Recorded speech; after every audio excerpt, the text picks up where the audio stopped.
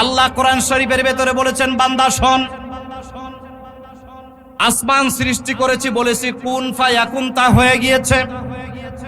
জমিনগুলি সৃষ্টি করার সময় আমি ইরাদা করেছিলাম পৃথিবী সৃষ্টি করব, তখন তার একটা নকশা তৈরি করে আমি বলেছিলাম হওয়ার সঙ্গে সঙ্গে তা হয়েছে। জান্নাত সৃষ্টি করেছি, আমার হাত লাগাই নাই। জাহান্নাম সৃষ্টি করেছি, আমার হাত লাগাই নাই। আসমান সৃষ্টি করলাম, আমার হাত লাগালাম না। জমিন সৃষ্টি করেছি, আমার হাত লাগালাম না। কিন্তু আদমকে যখন সৃষ্টি করেছিলাম, আদমের মস্তক মোবারক আমি আল্লাহ আমার নিজের কুদরতে হাতে সৃষ্টি করেছি। আদম আলাইহিস সালামকে আল্লাহ পাক তার নিজের কুদরতি হাতে সৃষ্টি করে গোটা সৃষ্টি জগতের ভেতরে আল্লাহ পাক প্রমাণ করে দিলেন, মানুষ আমার সবথেকে আদরের সৃষ্টির বান্দা, আদরের সৃষ্টি বান্দা। তখন তোমাদের মান আমার কাছে প্রথম নাম্বারে থাকবে। যখন আমি তোমাদেরকে কিছু অর্ডার দিয়েছি, অর্ডারগুলি ফলো করবে। আর অর্ডারগুলি যখন ফলো করবে না, সৃষ্টির সেরা থেকে নামায়া জন্তু জানোয়ারের কাতারে নামায়া দেওয়া হবে। আল্লাহ কোরআন শরীফে সে কথা বলে দিয়েছেন। আজকের এশার নামাজে এই আয়াত তেলাওয়াত করেছিলাম, হঠাৎ মনে আসলো, তাই তেলাওয়াত করা হয়ে গেল। আল্লাহ আমাদেরকে বলে দিয়েছেন, ওয়ালাকাদ যারানা লিজাহান্নামা কাসীরাম মিনাল জিন্নি ওয়াল ইনসি লাহুম কুলুবুন লা ইয়াফকাহুনা বিহা। আল্লাহ বলছেন, এই পৃথিবীর মানুষেরা তোমরা নিজেদেরকে বড় দামি মনে করো, কিন্তু দাম তোমাদের তখন থাকবে। শুনে রাখো, অধিকাংশ মানুষ আর জিনদেরকে আমি জাহান্নামে জ্বালাবার জন্য জাহান্নামকে প্রস্তুত করে রেখে দিয়েছি। জাহান্নাম ওত পেতে বসে বসে আছে। অধিকাংশ মানুষ আর জিনদেরকে সেখানে ঢুকানো হবে। তার কারণ কি? কারণ হলো লাহুম কুলুবুন লা ইয়াফকাহুনা বিহা। মানুষদেরকে ভালো কোনটা মন্দ কোনটা বুঝবার জন্য আমি আল্লাহ পাক তাদেরকে কলব দিয়েছি, অন্তর দিয়েছি, ব্রেন দিয়েছি, বিবেক দিয়েছি, বুদ্ধি দিয়েছি। মানুষকে আল্লাহ তাআলা যে পরিমাণে কমন সেন্স দান করেছেন, এই পরিমাণে কমন সেন্স সৃষ্টি জগতের অন্য কোনো প্রাণীকে আল্লাহ তাআলা দান করেন নাই। নরনিয়া উত্তরপাড়া মাসপাড়া জামে মসজিদ কর্তৃপক্ষের উদ্যোগে আয়োজিত আজকের 17 ডিসেম্বর 2025 তৃতীয় বার্ষিকী ওয়াজ মাহফিল, বরকতপূর্ণ আজকের এই মাহফিলের সম্মানিত শ্রদ্ধাভাজন সভাপতি, এলাকার প্রবীণ আলেম মুরব্বী, আমাদের সকলের শ্রদ্ধাভাজন সম্মানিত ব্যক্তিত্ব হাফেজ আবু বকর সিদ্দিক বারাকাল্লাহু ফি হায়াতিহি, আমরা বলি আমিন। মানুষকে আল্লাহ পাক সৃষ্টি করেছেন, এই পৃথিবীতে এনে দিয়েছেন। তার উদ্দেশ্য হলো মানুষ জান্নাত থেকে আসছে, আবার যেন জান্নাতে চলে যায়। এজন্য আল্লাহ আমাদেরকে এখানে পাঠিয়েছেন। আপনারা যারা বসে আছেন এখানে, কেউ কি বলতে পারবেন যে পাপ করার কারণে, গুনাহ করার কারণে কোনো গরু, ছাগল, হাঁস, মুরগি, কুকুর, শিয়াল, বেড়াল, আকাশে যারা উড়ে বেড়ায়, জমিনে যারা চলে, এরকম কোনো প্রাণী পাপ করার কারণে, অপরাধ করার কারণে দোজখে যাবে, এরকম কোনো ঘটনা জানেন? কেউ জানেন? কিন্তু ভালো মানুষের সাথে থাকার কারণে আল্লাহ তাআলা 9 থেকে 11টা প্রাণীকে জান্নাতের ভিতরে প্রবেশ করাবেন। প্রাণী, চতুষ্পদ প্রাণীকে আল্লাহ বেহেশতে প্রবেশ করাবেন। সালেহ আলাইহিস সালামের উটকে আল্লাহ জান্নাতে প্রবেশ করাবেন। এভাবে করে মানুষের সাথে, ভালো মানুষের সাথে মিশে থাকার কারণে জন্তু জানোয়ারদেরকেও আল্লাহ পাক বেহেশতে যাওয়ার সুযোগ করে দিবেন। সম্মানিত এলাকাবাসী, আমি আপনাদেরকে উদাত্ত আহ্বান জানাচ্ছি, আসেন মাহফিলের ময়দানে। এখানে মানুষ এসে যখন বসে, রাসূল করিম সাল্লাল্লাহু আলাইহি ওয়াসাল্লাম বলেছেন, মানুষটা যতক্ষণ থাকে ততক্ষণ জান্নাতের পরিবেশের ভেতরে থাকে। নবী বলেছেন, যেখানে কোরআন আলোচনা হয়, হাদিস আলোচনা হয়, ওই মুহূর্তে ওই জায়গা আল্লাহর কাছে বেহেশত হয়ে যায়। সুবহানাল্লাহ, একটু জোরে কোন সুবহানাল্লাহ। বেহেশতের টুকরায় পরিণত হয় এবং সেইখানে আল্লাহর আসমান থেকে সাকিনা নাজিল হতে থাকে। সাকিনা কি? সাকিনা হলো বান্দার উপরে রহমত নাজিল হতে থাকে। কি রহমত নাজিল হতে থাকে? সেটা হলো, রাসূল বলেছেন, মানুষ যতক্ষণ বসে থাকে ততক্ষণ আমল নামা থেকে গুনাহ ক্যান্সেল হতে থাকে। সুবহানাল্লাহ। পাপ যা করেছে তা ডিলেট হতে থাকে। ডিলেট হওয়ার জায়গায় আল্লাহ পাক সেখানে নেকি দিয়ে ভরপুর করে দিতে থাকেন। কিন্তু এই মাজলিস কোরআন শরীফের মাজলিস ছাড়া আর আছে? এই বৈঠক, কোরআনের বৈঠক ছাড়া অন্য কোনো বৈঠকে, অন্য কোনো অনুষ্ঠানে এই ফায়দা পাওয়া যায়? কিন্তু কপাল পুড়ল আমাদের, কোরআনের আওয়াজ, এই কোরআন শরীফের মাহফিলের আয়োজন যখন করা হয় তখন মানুষ ডেকে ডেকেও পাওয়া যায় না। 2-3 দিন আগে বল খেলা হয়ে গেল না আমাদের মাঠে? কয়দিন আগে গেল? 3 দিন আগে। শুধুমাত্র 1 দিন না 2 দিন মনে হয় মাইকিং করছিল।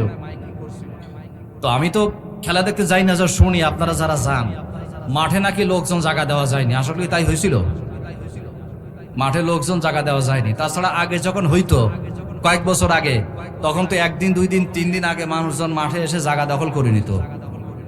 এটার একটাই কারণ, আমরা মুসলমান, ইসলাম ঠিক মতো জানি না। আমি প্রায় কিন্তু এই কথা বলি, আমরা মুসলমান, ইসলাম ঠিক মতো বুঝি না। আমরা মুসলমান, মুসলমান মানে কি তাও জানি না। আমি যদি জিজ্ঞেস করি যে আপনারা বলেন তো যে ইসলাম মানে কি, অধিকাংশ মানুষ বলতে পারবে না ইসলাম মানে কি। বলবে ইসলাম মানে শান্তি, কিন্তু আসলে তা না। ইসলাম এই আরবি শব্দটার অনেক প্রতিশব্দ আছে।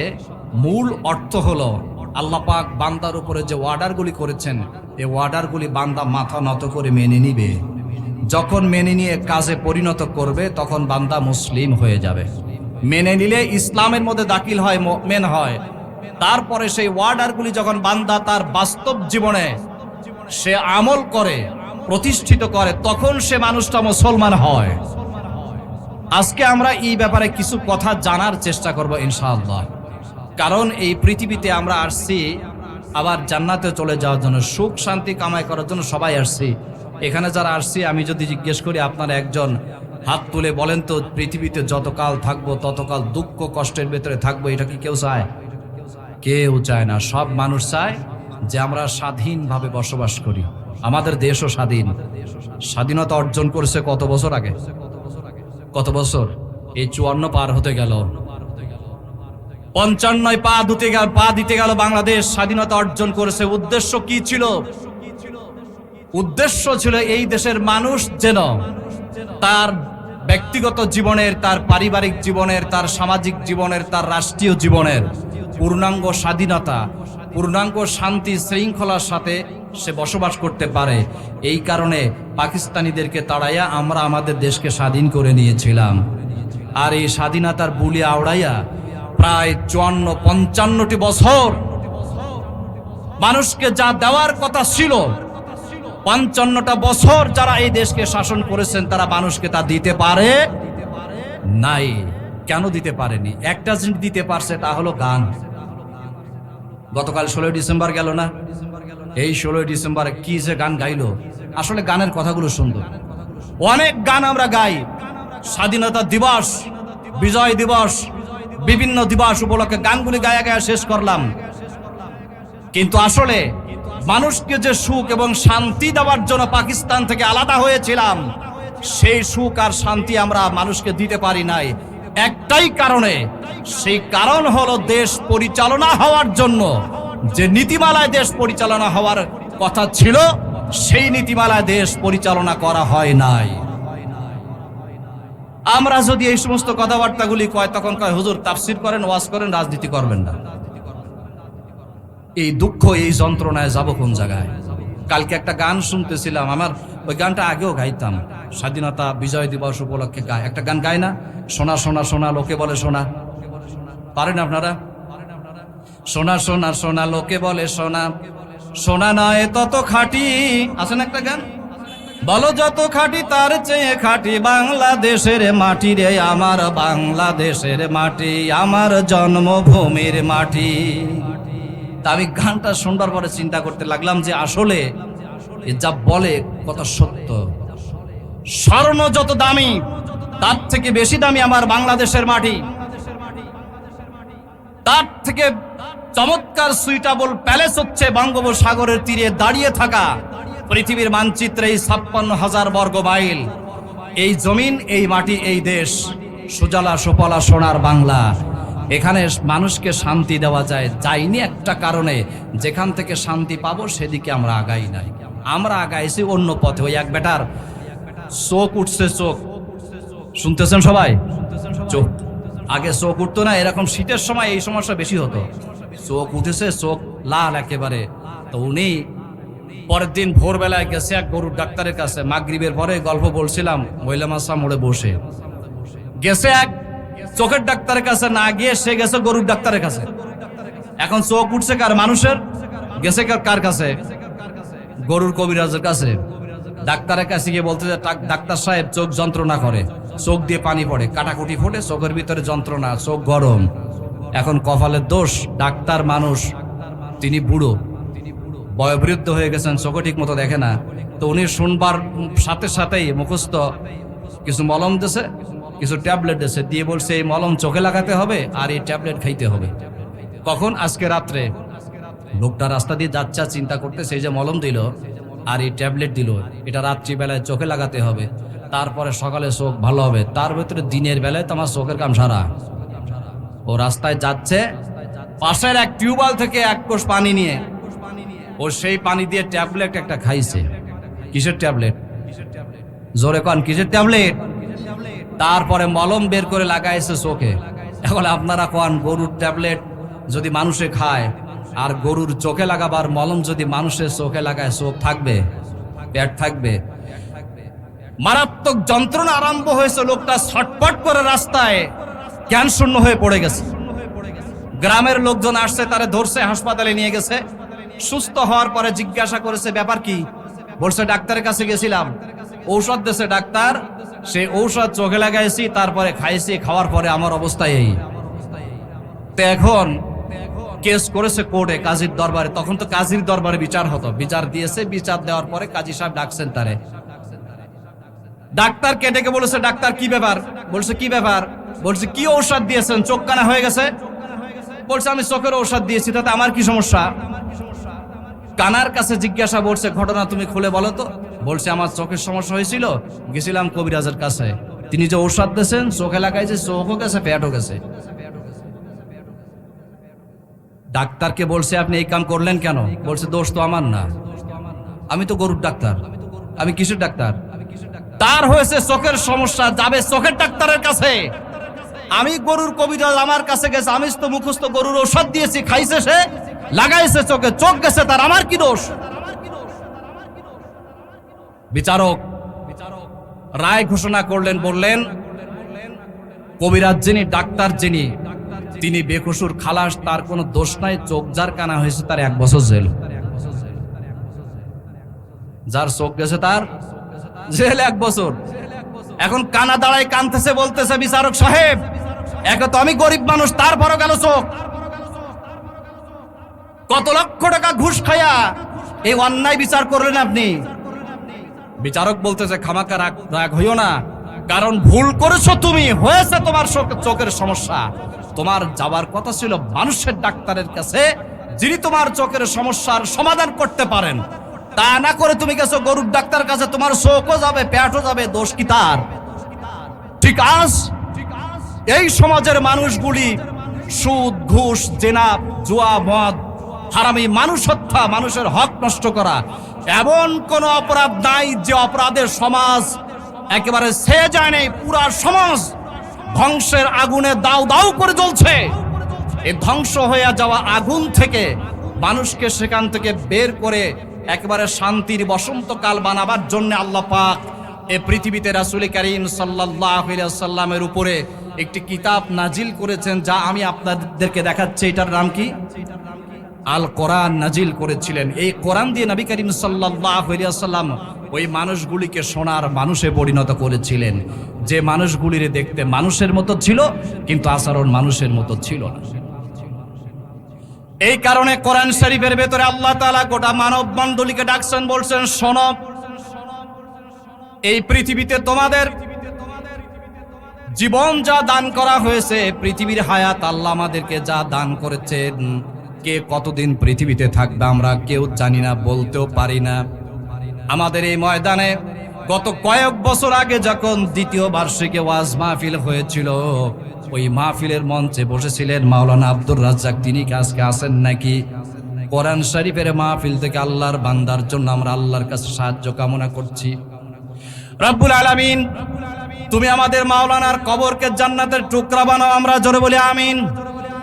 আমাদের হায়াতকে আল্লাহ তাআলা দুই ভাবে পার করে দেন। পৃথিবীতে আমাদের কাজকে আল্লাহ দুই ভাগে ভাগ করেছেন, একটা হলো ভালো কাজ আর একটা হলো আকাজ। আর একটা কি কাজ? জোরে বলেন কি কাজ? যে সমস্ত মানুষের হায়াতকে ভালো কাজে পার হয়ে যাবে তাদের দুনিয়ার জিন্দেগি জান্নাতের জিন্দেগি হবে, পরকালের জিন্দেগিও জান্নাতের জিন্দেগি হয়ে যাবে। পক্ষান্তরে যে সমস্ত মানুষের জীবন চলে যাবে ওইভাবে, এই বেলা ভাই মদ খেয়ে নাও, কাল নিশিতে ভরসা কই, চাঁদনি জাগিবে যুগ যুগ ধরে, আমরা তো আর রব না সই। নগদ চাপাও হাত পেতে নাও, বাকির খাতায় শূন্য থাক, দূরের বাদ দে লাভ কি বলো, মাঝখানে তার বেজায় ফাঁক। কবি ওমর খৈয়াম এই কবিতাটা লিখছিলেন তিনি। কিন্তু আজকে দেখেন আমাদের জীবন এই কবিতার সাথে মিলে গেছে, যে আমরা এই পৃথিবীতে নগদ যা পাই তা হাত পেতে নিতে চেষ্টা করি, কিন্তু নেক কাজ করলে, ভালো কাজ করলে, আল্লাহর ওয়ার্ডার ফলো করলে দুনিয়াতেও শান্তি হবে, আখিরাতেও মুক্তি হবে। এই কথা আমাদের এই বয়সে মসজিদে কতবার শুনলাম, ময়দানে কতবার শুনলাম, আমল কতটুকু করেছি? আমল যদি ঠিক মতো করতাম, সারা জীবন যা শুনছি তার যদি আমরা 4 ভাগের 1 ভাগও আমল করতাম, অন্তত এই ময়দানে এখন ওয়াজে এই কয়জন লোক হতো না, পুরা ময়দান মুসলমান দিয়ে ভরপুর হয়ে যেত। সেই জন্য আল্লাহ তাআলা তার রাসূলকে বলেছেন, নবী আপনি কোন কাজ করলে মানুষ জান্নাতে চলে যাবে, কোন ধরনের কাজ করলে মানুষ জাহান্নামে চলে যাবে, আমি আপনাকে কোরআনের ভেতরে নাজিল করে বলে দিয়েছি, আপনি মানুষগুলিকে বলে দেন। আল্লাহর নবী মানব জাতিকে ডেকে বলেছেন, তাবারাকাল্লাযী নাজ্জালাল ফুরকানা আলা আবদিহি লিয়াকুনা লিল আলামিনা নাযীরা। মহাপবিত্র মহান সত্তা, যিনি পুত পবিত্র, সমস্ত দুর্বলতা থেকে যিনি পবিত্র, সকল ক্ষমতার মালিক আল্লাহ। সকল ক্ষমতার মালিক কে? জোরে বলেন। আল্লাহ না জনগণ? আল্লাহ সকল ক্ষমতার মালিক। তিনি মানব জাতির হেদায়েতের জন্য আল্লাহর রাসূলকে বলছেন, নবী কোরআন আপনার উপরে আমি এই জন্য নাজিল করেছি, কোরআন শরীফের ভেতরে হক কোনটা, মিথ্যা কোনটা, কোন কাজ করলে বান্দা দুনিয়াতে সুশৃঙ্খল শান্তির জীবন যাপন করতে পারবে, কোরআন শরীফে তিবিয়ানাল লিকুল্লি শাই খুলে খুলে বলে দিয়েছি, আপনি মানুষকে তা বলে দেন। আর কোন ধরনের কাজ করলে দুনিয়া অশান্তি হবে, কবর জাহান্নামের টুকরা হবে, হাসরের ময়দানে সীমাহীন আযাবের ভেতরে গ্রেফতার হবে, আর পরিশেষে জাহান্নামের ভেতরে চলে যেতে হবে, তাও কোরআন শরীফের ভেতরে আমি আল্লাহ খুলে খুলে বলে দিয়েছি। আপনি সব কথাগুলি মানুষকে যেন বলে দিতে পারেন, এই জন্যই আপনার কাছে আমি আল্লাহ কোরআন নাজিল করে দিয়েছি। কোরআন শরীফ আমাদের উপরে নাজিল করে দেওয়ার একটাই কারণ, আমরা যেন এই পৃথিবীতে পথ ভোলা হয়ে জাহান্নামের দিকে চলে না যাই। কারণ আল্লাহ কোরআন শরীফের ভিতরে বলেছেন, ওয়া আলাল্লাহি কাসদুস সাবিলে ওয়া মিনহা জাইরুন। এই পৃথিবীতে অসংখ্য পথ রয়েছে, একটা পথ সোজা আল্লাহর জান্নাতে চলে গেছে, আর একটা পথ আঁকা বাঁকা হয়ে জাহান্নামে চলে গেছে। নবীদের দায়িত্ব ছিল সোজা পথ মানুষকে দেখিয়ে দেওয়া, আর আমাদের দায়িত্ব হলো সোজা পথগুলি আমল করে জিন্দেগি তৈরি করা। আল্লাহর দায়িত্ব হলো মানুষকে সোজা পথ দেখানো, আর শয়তানের দায়িত্ব হলো মানুষ কিভাবে এই পৃথিবীতে মন চাই জিন্দেগি যাপন করলে জাহান্নামে চলে যাবে ওইটা চাকচিক্য করে দেখিয়ে দেওয়া। আল্লাহ মানব জাতিকে ডেকে বলছেন, মানুষেরা তোমাদের ভেতরে যারা আল্লাযীনা ইয়াসতামিউনাল কওলা ফায়াত্তাবিউনা আহসানাহু উলাইকা হাদাহুমুল্লাহ। আল্লাহ তাআলা বলছেন, এই পৃথিবীর মানুষের ভেতর থেকে যারা ইয়াসতামিউনাল কওলা, আল্লাহর এই কথাগুলি শুনবে, ফায়াত্তাবিউনা, সেই কথাগুলি যে সমস্ত মানুষেরা আমল করবে, অর্থাৎ তার ব্যক্তিগত জীবনে সেটা আমল করবে, পারিবারিক জীবনে আমল করবে, সামাজিক জীবনে তা প্রতিষ্ঠিত করবে, রাষ্ট্রীয় জীবনে তা প্রতিষ্ঠিত করবে। আল্লাহ পাক বলেছেন, এই মানুষগুলি আহসানাহু, সুন্দর কথাগুলি আমল করলে আমি আল্লাহ রাব্বুল আলামিন তাদের গলায় হেদায়েতের মালা পরায়া দিব। সুবহানাল্লাহ। আল্লাহ বলছেন, আমার কথাগুলি শুনলে হেদায়েতের মালা তোমাদের গলায় পরিয়ে দেওয়া হবে। সুতরাং ওয়া আনি'বুদুনি হাদা সিরাতুম মুস্তাকিম, আমার গোলামি করো, আমার দাসত্ব করো। জান্নাতে যাওয়ার জন্য আমার গোলামির ভেতরে সোজা রাস্তা রয়েছে। আল্লাহর রাস্তা মানুষ ফলো করবে পৃথিবীতে। এই কারণেই পৃথিবীতে আল্লাহ পাক আমাদেরকে বাঁচায় রাখেন। আল্লাহ যদি চাইতেন এই কথা হবে না, চপ এদেরকে ঠান্ডা করেন, সব কথা বলা যাবে, কেউ কথা বলবে না। আল্লাহ পাক এই কোরআন শরীফের ভিতরে বলছেন, শোনো বান্দা, হেদায়েত তোমাদের হবে। এই আয়াতের মধ্যে আল্লাহ আমাদেরকে 3টা শিক্ষা দিয়েছেন। আমার কথা শুনছেন আপনারা? সবাই শুনতেছেন? এই আয়াতে আল্লাহ আমাদেরকে 3টা শিক্ষা দিয়েছেন। এই 3টা শিক্ষা যদি আজ আমাদের জীবনে বাস্তবায়িত হতো, কপালে আগুন মুসলমানের লাগতো না। আল্লাহ প্রথমে বলেছেন ইস্তামিউনাল কাওলা, যারা আল্লাহর কথাগুলি শোনে, শুনবার মতো শোনে। ফায়াত্তাবিউনা আহসানাহু, সেই সুন্দর কথাগুলি কাজে লাগাবার মতো কাজে লাগায়। অর্থাৎ হেদায়েত পাওয়ার জন্য, সুখ পাওয়ার জন্য, শান্তি পাওয়ার জন্য আল্লাহর কথা শুনতে হবে শুনবার মতো, বুঝতে হবে বুঝবার মতো, আমল করতে হবে বা কাজে লাগাতে হবে কাজে লাগাবার মতো। আল্লাহ বলছেন উলাইকাল্লাযীনা হাদাহুমুল্লাহ, এই সমস্ত মানুষেরা তারা যাদের গলায় আল্লাহ হেদায়েতের মালা পরাই দেন। আজকে এখানে দেখেন আমরা এই রোগে রোগী, কিন্তু সবাই এই রোগে আসামি হয়ে আছে। আমরা আল্লাহর কথাগুলি শুনবার মতো শুনি না, বুঝবার মতো বুঝি না, কাজে লাগাবার মতো কাজে লাগাই না। যদি শুনবার মতো শুনতাম, বুঝবার মতো বুঝতাম, কাজে লাগাবার মতো কাজে লাগাতাম, আমাদের চরিত্রের পরিবর্তন হয়ে যেত। মানুষ সৃষ্টির সেরা হয়েছে তার জ্ঞানের কারণে। আমরা আশরাফুল মাখলুকাত। আপনারা বলতে পারেন মানুষের দাম বেশি না ফেরেশতার দাম বেশি? মানুষের দাম বেশি। মানুষ আশরাফুল মাখলুকাত। ফেরেশতাকে আল্লাহ পাক মানুষের নিচে স্থান রেখে দিয়েছেন। মানুষের স্থান রেখেছেন আল্লাহ সর্বপ্রথমে। গোটা সৃষ্টি জগতের ভেতরে মানুষের স্থান প্রথমে রেখেছেন। কারণ আল্লাহ কোরআন শরীফের ভেতরে বলেছেন, বান্দা শোন, আসমান সৃষ্টি করেছি, বলেছি কুন ফায়াকুন, তা হয়ে গিয়েছে। জমিনগুলি সৃষ্টি করার সময় আমি ইরাদা করেছিলাম পৃথিবী সৃষ্টি করব, তখন তার একটা নকশা তৈরি করে আমি বলেছিলাম, হওয়ার সঙ্গে সঙ্গে তা হয়েছে। জান্নাত সৃষ্টি করেছি, আমার হাত লাগাই নাই। জাহান্নাম সৃষ্টি করেছি, আমার হাত লাগাই নাই। আসমান সৃষ্টি করলাম, আমার হাত লাগালাম না। জমিন সৃষ্টি করেছি, আমার হাত লাগালাম না। কিন্তু আদমকে যখন সৃষ্টি করেছিলাম, আদমের মস্তক মোবারক আমি আল্লাহ আমার নিজের কুদরতে হাতে সৃষ্টি করেছি। আদম আলাইহিস সালামকে আল্লাহ পাক তার নিজের কুদরতি হাতে সৃষ্টি করে গোটা সৃষ্টি জগতের ভেতরে আল্লাহ পাক প্রমাণ করে দিলেন, মানুষ আমার সবথেকে আদরের সৃষ্টির বান্দা, আদরের সৃষ্টি বান্দা। তখন তোমাদের মান আমার কাছে প্রথম নাম্বারে থাকবে। যখন আমি তোমাদেরকে কিছু অর্ডার দিয়েছি, অর্ডারগুলি ফলো করবে। আর অর্ডারগুলি যখন ফলো করবে না, সৃষ্টির সেরা থেকে নামায়া জন্তু জানোয়ারের কাতারে নামায়া দেওয়া হবে। আল্লাহ কোরআন শরীফে সে কথা বলে দিয়েছেন। আজকের এশার নামাজে এই আয়াত তেলাওয়াত করেছিলাম, হঠাৎ মনে আসলো, তাই তেলাওয়াত করা হয়ে গেল। আল্লাহ আমাদেরকে বলে দিয়েছেন, ওয়ালাকাদ যারানা লিজাহান্নামা কাসীরাম মিনাল জিন্নি ওয়াল ইনসি লাহুম কুলুবুন লা ইয়াফকাহুনা বিহা। আল্লাহ বলছেন, এই পৃথিবীর মানুষেরা তোমরা নিজেদেরকে বড় দামি মনে করো, কিন্তু দাম তোমাদের তখন থাকবে। শুনে রাখো, অধিকাংশ মানুষ আর জিনদেরকে আমি জাহান্নামে জ্বালাবার জন্য জাহান্নামকে প্রস্তুত করে রেখে দিয়েছি। জাহান্নাম ওত পেতে বসে বসে আছে। অধিকাংশ মানুষ আর জিনদেরকে সেখানে ঢুকানো হবে। তার কারণ কি?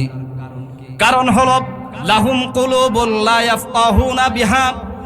মানুষদেরকে ভালো কোনটা মন্দ কোনটা বুঝবার জন্য আমি আল্লাহ পাক তাদেরকে কলব দিয়েছি, অন্তর দিয়েছি, ব্রেন দিয়েছি, বিবেক দিয়েছি, বুদ্ধি দিয়েছি। মানুষকে আল্লাহ তাআলা যে পরিমাণে কমন সেন্স দান করেছেন, এই পরিমাণে কমন সেন্স সৃষ্টি জগতের অন্য কোনো প্রাণীকে আল্লাহ তাআলা দান করেন নাই। মানুষ যত ভালো মন্দ বোঝে, এরকম ভালো মন্দ আর কোনো প্রাণী বোঝে? আপনি আপনার ছাগলটারে, গরুটারে সকালবেলা খুব ভালো ভালো খাওয়াইলেন, সে যা খায়, এখন তো মানুষের চাইতে ভালো খাবার ছাগল গরুতে খায়, তাই না? ছাগল গরুতে খায়। তো আপনি তারে ভালোভাবে খাওয়াইলেন, খাওয়া বাবা ছাগলটারে বললেন, ছাগল তুই যা যা খায় সব তোরে ভালোভাবে খাওয়াইলাম, খবরদার ছাগল এখন তোরে গলা থেকে রশিটা খুলে দেব, সারা গ্রাম ঘুরে ঘুরে আসবি, কোনো মানুষের কোনো গাছগাছালি ফসলেতে মুখ দিবি না। আপনি এই কথা বলে ছাগলটারে ছাড়বেন, কান এক ঝাড়া দিয়ে সামনে যা পাবে তাই খাবে। কারণ কি? গরুটা এই কাজ করবে কেন? ছাগল এই কাজ করবে কেন? কারণ তার সামনে যা পাবে সব তার জন্য হালাল। যেটা তার মালিকের সেটাও তার জন্য হালাল, যেটা তার মালিকের না সেওটা তার জন্য হালাল। কিন্তু আমি আশরাফুল মাখলুক, আমি মানুষ, আমার জন্য পৃথিবীতে চলার পথ আমি যা পাবো সব কি আমার জন্য হালাল? সে হালাল এবং হারাম বুঝবে না পশুরা, তাই সবগুলিকে আল্লাহ হালাল করে দিয়েছেন। পাহারা দেওয়ার দায়িত্ব মানুষের। কিয়ামতের ময়দানে আপনার গোয়ালের গরু আমার কোনো ফসল খাওয়ার কারণে গরুকে আল্লাহ কিছু জিজ্ঞাসা করবেন না। কিন্তু আরেকজন মানুষের কোনো খাবার যদি আরেকজন মানুষে অন্যায়ভাবে খায়, আল্লাহ কিয়ামতের দিন হক নষ্টকারীদের কাতারে দাঁড় করাইয়া দিবেন। এই চিন্তা শক্তি, এই বিবেক বুদ্ধি মানুষকে আল্লাহ দান করে দিয়ে বলেছেন, বান্দা তোরে আমি দান করে দিলাম কলব, ভালো কাজ কোনটা বুঝবার যোগ্যতা দিলাম। দুইটা চোখ আমি দান করে দিয়েছি, আমার এই সৃষ্টি জগৎ চোখ দিয়া দেখবি আর চিন্তা করবি কি করার দরকার ছিল এই পৃথিবীতে, এটা চিন্তা করে করে কাজে লাগাবি। তারপর আমি আল্লাহ পাক তার শ্রবণ শক্তি দান করে দিয়েছি, ভালো কথাগুলো শুনবি, ভালো কথাগুলি শুনবি। আল্লাহ তিন জিনিস দিয়েছেন এখানে, কান দিয়েছেন ভালো কথা শুনবার জন্যে, চোখ দিয়েছেন আল্লাহর গোটা সৃষ্টি জগৎ দেখার জন্যে, আর অন্তর দিয়েছেন গবেষণা করার জন্যে। ভালো করে খেয়াল করে শুনে রাখেন, আল্লাহ কান দিয়েছেন শুনবার জন্যে, চোখ দিয়েছেন দেখার জন্যে, অন্তর বা বিবেক দান করেছেন বুঝবার জন্যে। তার মানে হলো চোখ দিয়ে দেখবা, কান দিয়ে শুনবা, আর বিবেক দিয়ে চিন্তা করে দেখবা পৃথিবীতে আমি কেন আসছি, আমার কি করার দরকার, এই পৃথিবীর সময় শেষ হয়ে যাওয়ার পর আমি কোথায় চলে যাব। আমাদের এই গ্রামে যত মানুষ মারা গেছে, সমস্ত মানুষের কবরের কিনারায় গিয়ে আমরা যদি এখন দাঁড়ায়া দাঁড়ায়া তাদেরকে ডাকি, বলেন তো কবর থেকে কেউ আসতে পারবে নাকি? মাওলানা আব্দুর রাজ্জাকরে যদি বলি, তাহলে কবর থেকে সে উঠতে পারবে না, ডাকের সাড়াও দিতে পারবে না। কবরের ভেতরে যদি আত্মা থাকে, তাহলে আমাদের ডাকের আওয়াজ তারা শুনতে পাবে। আমার জীবন ওই দিকে রওনা করেছে, আল্লাহ এটা বান্দাকে বুঝাইতে চায়। আমার জীবন সেদিকে রওনা করেছে, আল্লাহ বান্দাকে এই কথা বুঝে আল্লাহ বলছেন আমার দিকে ফিরে আয়। যারা এই পৃথিবীতে আমার নিয়ামত পাওয়ার পর আমার নাফরমানি করে নিজেও ধ্বংস হয়, গোটা পৃথিবী তছনছ করে দেয়, ওইদিকে যায় না। কারণ কিয়ামতের দিন জাহান্নাম থেকে বাঁচাবার জন্য আমি আল্লাহ ছাড়া তোমার কেউ বন্ধু হবে না।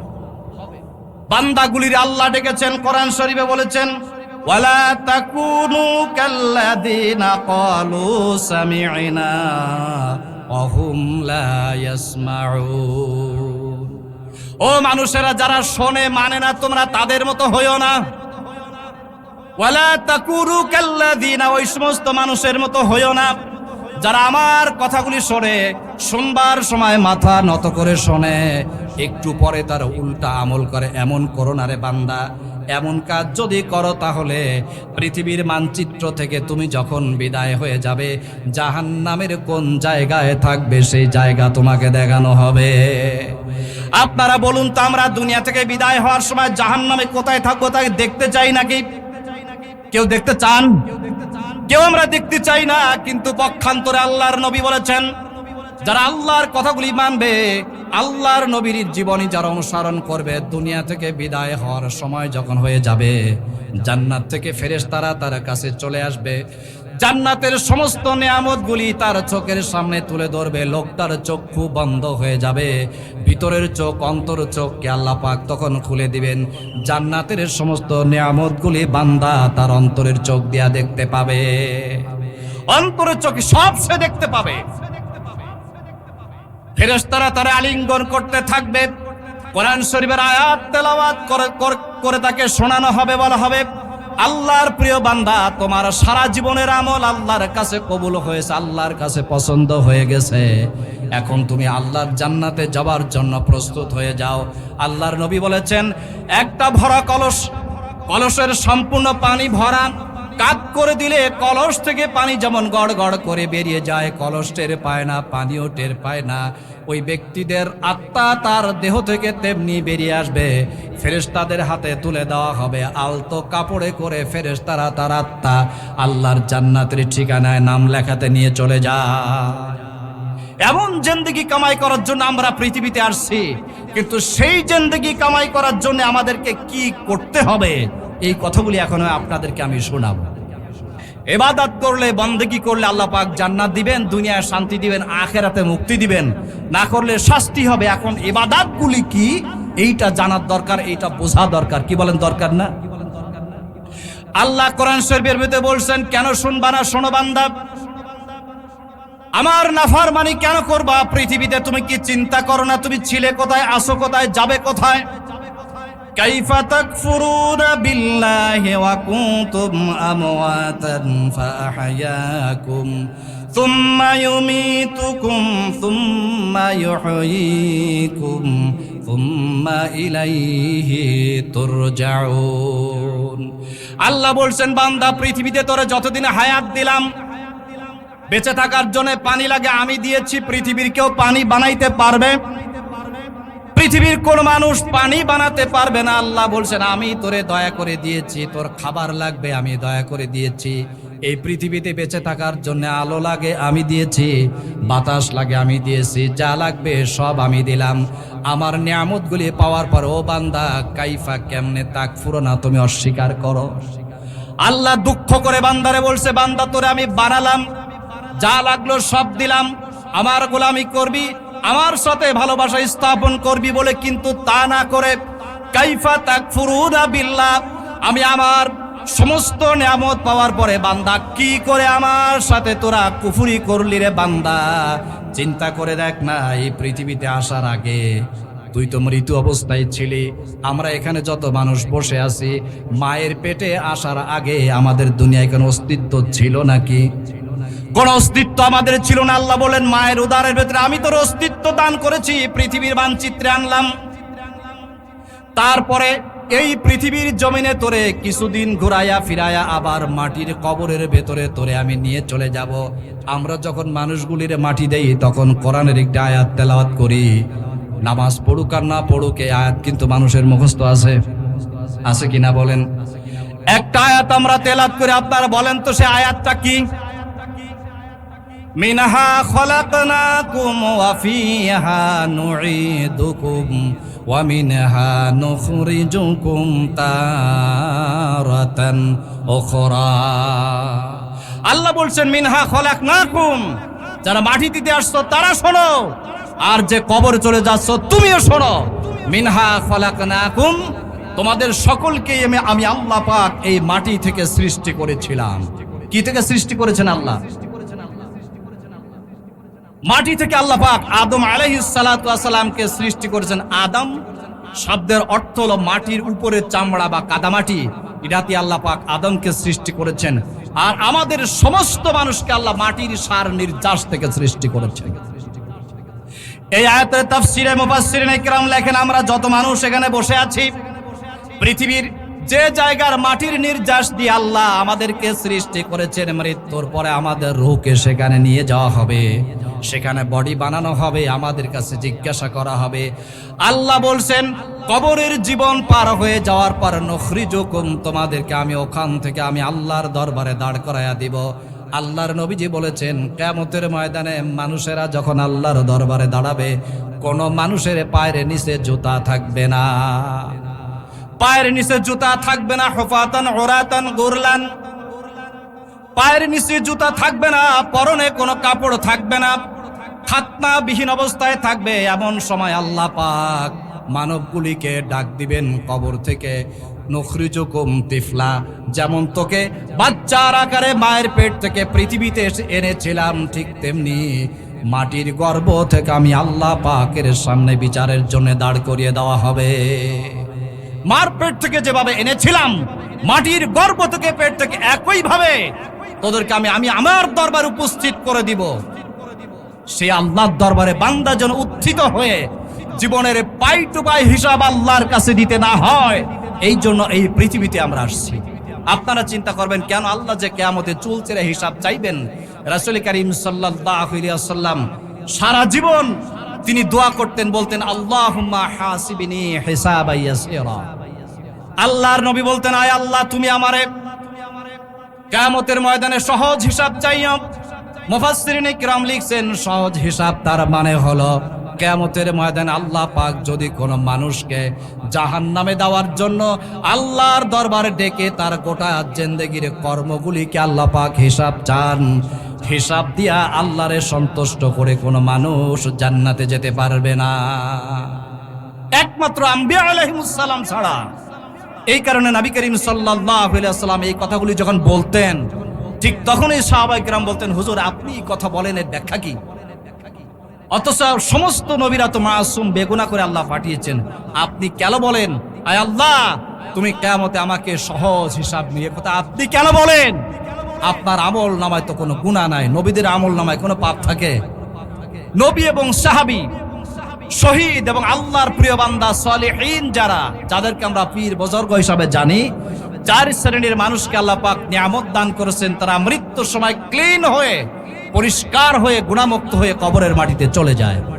আল্লাহর নবীজি বলতেন, আমি হাসিবিনি হিসাবান ইয়াসীরা, এই কথা আমি আমার জন্য বলি, কিন্তু আসলে কথাটি আমার জন্য নয়, আমার উম্মতের জন্য। আমার উম্মত যেন সব সময় এই কথা বলে, ইবাদত করে আর বলে, আয় আল্লাহ তাআলা কিয়ামতের ময়দানে তুমি আমার আমলগুলিকে কবুল করে আমার গুনাহগুলি কিয়ামতে ওপেন করে দিও না, দয়া করে আমাকে মাফ করে জান্নাতে পৌঁছাই দিও।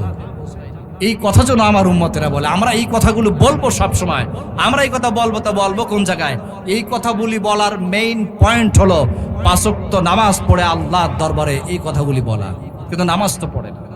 সুতরাং জান্নাতে যাওয়ার জন্য আল্লাহ পাক মানুষকে ডেকেছেন, বলেছেন শোনো বেহেশতে যেতে চাও? আমরা যেতে চাই, বেহেশতে যেতে চাই। তাহলে শর্ত হলো প্রথমে আমাদেরকে ইসলাম কবুল করতে হবে। কি কবুল করতে হবে? আপনারা বলবেন এতক্ষণ যা বললেন তা ঠিক ছিল, এবার কোন কি ওইটা? ইসলাম কবুল করতে হবে না থেকে আমরা কি সব অমুসলিম নাকি? আল্লাহ আমাদেরকে বলছেন, ইয়া আইয়ুহাল্লাযিনা আমানু দুখুলু ফিস সিলমি কাফা, যারা ঈমান এনেছো শোনো তোমরা পরিপূর্ণভাবে ইসলামে প্রবেশ করো। ওয়ালা তামুতুন্না ইল্লা ওয়া আনতুম মুসলিমুন, পূর্ণাঙ্গ মুসলমান না হয়ে মৃত্যুবরণ করবে না। ট্রাকের পিছনে লেখা থাকে 100 গাছ দূরে থাকো, মরলে কি আছে? খবর আছে। তার মানে ইসলামে পরিপূর্ণ প্রবেশ করো এবং পূর্ণাঙ্গ মুসলমান হও, তারপরে মৃত্যুবরণ করো। এই আয়াতগুলি প্রমাণ করে আমরা যতই নিজেদেরকে মুসলমান বলি, আসলে আমরা পূর্ণাঙ্গ মুসলমান নই, আমরা ভুয়া মুসলমান। আমরা কি মুসলমান? এবার জায়গায় আসছি, শুনতেছেন সবাই? মা বোনরা শুনছেন, যারা মাহফিল ময়দানে বাড়িতে বসে আছেন আপনারা শোনেন, আসবেন তো না এখানে তা জানি, তারপর বাড়িতে বসে আছেন, বাড়িতে বসে ভালো করে শোনেন। আমরা যারা নিজেদেরকে মুমিন বলে দাবি করি, পূর্ণাঙ্গ মুমিন নই। যারা নিজেদেরকে মুসলমান হিসাবে দাবি করি, আমরা পরিপূর্ণ মুসলমান নই। যদি পূর্ণাঙ্গ মুসলমান থাকতাম, আল্লাহ বলতেন না উদখুলু ফিস সিলমি কাফা, উদখুলু মানে তোমরা প্রবেশ করো, ফি মধ্যে সিলমি ইসলামে কাফা পরিপূর্ণভাবে, আল্লাহ বলেছেন। সুতরাং আল্লাহ যখন বলেছেন যারা ঈমান এনেছে ইসলামে পরিপূর্ণ ঢোকো, তখন নিশ্চিত আমরা ইসলামে পরিপূর্ণ ঢুকি নাই, তা আমরা জানিও না, তাই না? আমরা আসলে জানি না আমরা মুসলমান। আমি আগেই বলেছি আমরা মুসলমান, ইসলামের অনেক কিছু জানি না। না জানার কারণে মনে যা চায় তাই করে, যা চায় তাই বলে। নামাজ পড়তে আসা মুসল্লি নামাজের বিরোধিতা করে। এর একটাই কারণ আমরা বুঝি না। আল্লাহ কোরআনের প্রথম আয়াত যেটা নাজিল করেছিলেন, ওই আয়াতে আল্লাহ বলে দিয়েছেন ইকরা বিসমি রাব্বিকাল্লাযী খলাক। প্রত্যেক মুসলমানের জন্য জীবনের প্রথম ফরজ হলো কোরআন শরীফ থেকে শরিয়াতের ফরজ পরিমাণে জ্ঞান অর্জন করা। এই জ্ঞান অর্জন থেকে আমরা মাহরুম হয়ে আছি, যে কারণে মুসলমান হিসেবে দাবি করি, আসলে আমরা মুসলমান নই। কোন ব্যক্তি নিজেকে যদি মুসলিম সে দাবি করে, তাহলে আল্লাহ তাকে যে অর্ডার করেছেন, অর্ডারগুলি সে মাথা নত করে মানবে এবং তা কাজে পরিণত করবে। এই অর্ডারগুলিকে ইবাদত বলা হয়। আল্লাহ পাকের হুকুমগুলিকে বোঝার জন্য মুফাসসিরিনে কিরাম 7টি ভাগে ভাগ করেছেন। কয় ভাগে? এই 7 ভাগ সংক্ষিপ্ত সময় আপনাদেরকে শোনাবো ইনশাআল্লাহ। প্রায় 30-40 মিনিট সময়ের মধ্যে 7 ভাগ আপনাদেরকে সংক্ষিপ্ত সময় শোনাবো ইনশাআল্লাহ। কয় ভাগ? মুসলমান হওয়ার জন্য কোনো মানুষ যদি বলে আমি মুসলমান, তাহলে তার প্রথম দায়িত্ব আল্লাহ পাক তাকে প্রথম অর্ডার যেটা করেছেন সেই অর্ডারের নাম হলো বান্দা আবেদ হবে, ইবাদত করনেওয়ালা হবে। প্রথম আমাকে ইবাদত করতে হবে।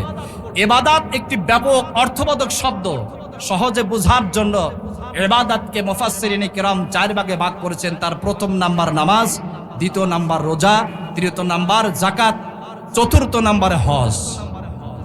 এখন কোন ব্যক্তি যদি বলে আমি মুসলমান, তাহলে সর্বপ্রথম তার ভেতরে 5 ওয়াক্ত নামাজ আদায় করার যোগ্যতা, অভ্যাস, আমল থাকতে হবে।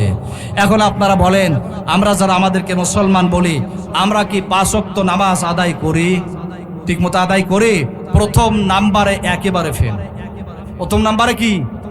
একদম ফেল। নবী করিম সাল্লাল্লাহু আলাইহি ওয়াসাল্লাম বলেছেন, বাইনাল আবদি ওয়া বাইনাল কুফরে তারকুস সালাত। কাফের এবং মুসলমানের ভিতরে পার্থক্য হলো নামাজ। নামাজ পড়বে তো মুসলমান থাকবে, নামাজ পড়বে না তো মুসলমান থাকবে না। তা আপনারা বলবেন কোন কি? আমরা সবাই মুসলমান। কি করে মুসলমান? আমরা তো শুক্রবারে নামাজ পড়ি, মুসলমান না। আমাদের নামাজ আল্লাহ বলছেন প্রতি 24 ঘন্টায় পড়বা 5 বার। আমরা পড়ি শুক্রবারে এক ওয়াক্ত 1 বার, মানুষ মরলে জানাজায় 1 বার, ঈদের নামাজে 1 বার। সুতরাং ঈদের নামাজে বছরে 2 বার, জানা যায় যে কয়দিন মানুষ মরে এই 1 বার, তারপরে শুক্রবারের নামাজ, আর রমজান মাসে মাগরিবের নামাজ। রমজান মাসে মাগরিবের নামাজ। আল্লাহ বলছেন ফাওয়াইলুল লিল মুসাল্লিন। তুই তো নিজেকে মুসলমান বললি, আর আমি আল্লাহ বললাম তুই ভণ্ড মুসলমান। তুই কি?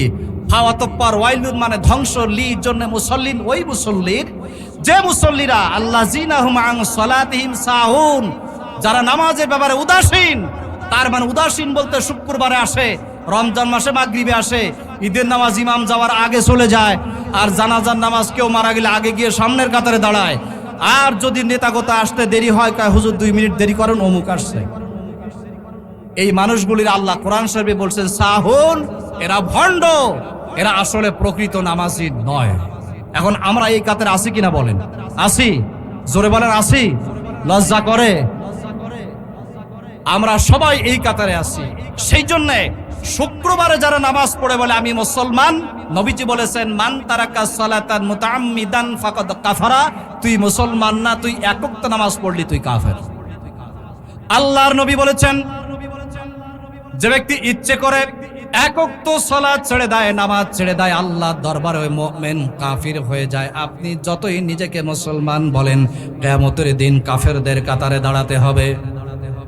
রমজান মাসে মাগরিবের সময় আসবেন নামাজের জন্য না, ইফতার খাওয়ার লোভে। কি লোভে? জোরে কান, আরেকটু জোরে। ইফতার খাওয়ার লোভে আসে। বাস্তব প্রমাণ যদি নিতে চান, আমাদের এই মসজিদে এখন তো প্রায় সব মসজিদে আগের মতো গুড়ির খির দিয়ে ইফতারি হয় না, এখন হয় বিরিয়ানি, তেহারি। প্রত্যেক মসজিদে ইফতারির সময়, মাগরিবের সময় মেজবানের আয়োজন হয়। আল্লাহর নবী বলেছেন কিয়ামতের আগে মানুষের ইবাদতগুলি উল্টা মেজবানিতে পরিণত হয়ে যাবে। মাগরিবের সময় ইফতারি আসে মেজবান খাওয়ার লোভে। মনে করেন একদিন মুসল্লিরা আসলো মাগরিবে, এসে দেখে ওই দিন সভাপতি সাহেবের অথবা কারো তালিকায় নাম আছে। যার তালিকায় নাম আছে তিনি ওই দিন ইফতারি দিতে পারেনও নাই, বলেনও নাই, ইফতারিও নাই মসজিদে। মুসল্লি যারা আছে ওদের মগজ ঠিক থাকবে? কি বলেন, ঠিক থাকবে? মগজ কারো ঠিক থাকবে না। বলবি ইফতারি দিতে পারে না, তার তালিকায় নাম লিখছে কেন? পারে না তা দেবে কেন? এই মাহফিলের ডান পাশে, রাস্তার পাশে কারা কথা বলছে? কেউ আওয়াজ করবে না, ভিতরে আসেন। মাগরিবের সময় ইফতারি দিতে না পারলে যারা ইফতারি করতে আসে, দিতে পারে নাই, ব্রেন হিট হয়, রাগ হয়। এর কারণ ওই লোকটার উচিত ছিল ইফতারি যিনি দিবেন তিনি দিতে পারেন নাই। যদি সত্যি রোজা রেখে মাগরিবের নামাজের জন্য আসতো, তাহলে টিউবওয়েলের পানি পান করে আল্লাহর শুকর আদায় করে বলতো, আল্লাহ তুমি তাকদিরে যা রেখেছো আমি তাতে সন্তুষ্ট। কিন্তু তা করে এমন ঘটনা ঘটে, খাবার যদি কম হয়ে যায় তাও গালাগালি দেয়, খাবারের স্বাদ যদি কম হয়ে যায় তাও গালাগালি দেয়। এরপর যদি কোনোদিন না দেয় তাও মাথায় কাজ করে না। এরপর যদি মসজিদ কমিটির সিদ্ধান্ত নেয় আমরা বিরিয়ানি দেবো না, খালি মুড়িয়া চানাচুর দেবো, ও মসজিদে মুসল্লিও আর যাবে না। আমি গতবার বলছিলাম, এবারও বলছি, আমাদের মসজিদে এই 21 তারিখে মাহফিল, তাও বলবো, মসজিদে বলবো। এইবার আমাদের মসজিদে আপনারা যারা আছেন শোনেন, আমাদের মসজিদে ইফতারি খাবার দেওয়া হবে তারাবির নামাজের পরে। তারাবির নামাজের পরে ইফতারি খাবার দেওয়া হবে, কারণ ইফতারি রান্না করা হবে ওই তারাবির নামাজের পরে দেবো। কারণ বাস্তবে দেখেন, মাগরিবে রমজানে যারা নামাজ পড়তে আসে এরা যে নামাজি নয়, এরা যে ইফতার খাওয়ার জন্য আসে, তার একটা প্রমাণ দিলাম। সত্যি যদি নামাজি হইতো তাহলে ইফতারের সময় যে পরিমাণে মুসলমান আসতো, একই পরিমাণ মুসলমান তারাবির সময় আসতো, তাই না? প্রথম তারাবিতে মসজিদ ধরে না, তারাবি একটা একটা কমে, মুসল্লি কমে যায়। 27 নম্বর রোজা আসে, তারপরে আসে 29, 30-এ আবার মসজিদ ভরে যায়। পরের দিন ঈদের বেলা ভোরবেলা ঈদগায় গিয়ে হাজির। আল্লাহ বলছেন ফাওয়াইলুল লিল মুসাল্লিন, ভণ্ড তোদের নামাজ, তোদের রোজা, তোদের হজ, তোদের জাকাত আমার দরবারে চলবে। সুতরাং আমার গ্রামবাসী ভালো করে শোনেন, মুসলমান হওয়ার জন্য আল্লাহ যে অর্ডার করেছেন, তার অর্ডার প্রথম নাম্বার হলো, বান্দা যদি বলে আমি মুসলমান, তাকে 5 ওয়াক্ত নামাজ আল্লাহর জন্য আদায় করতে হবে। কোনো ভণ্ডামি করলে সে মুসলমান হিসাবে দাবি করতে পারবে না। 2 নাম্বার হলো তার মুআমালাত বা লেনদেন ঠিক থাকতে হবে। আমাদের লেনদেন ঠিক আছে নাকি? ঠিক আছে না? যদি কোনো দোকান থেকে পয়সা একবার বাকি হয়, 100, 200, 500, পরে দোকানদারের সাথে আর দেখা করে না, এরকম লোক আছে কিনা? লেনদেনের ব্যাপারে এখন বেশি বলবো না, পরে বলবো। 3 নাম্বার হলো মুসলমান হওয়ার জন্য 3 নাম্বার শর্ত আল্লাহ যেটা দিয়েছেন সেটা হলো মুআশারাত।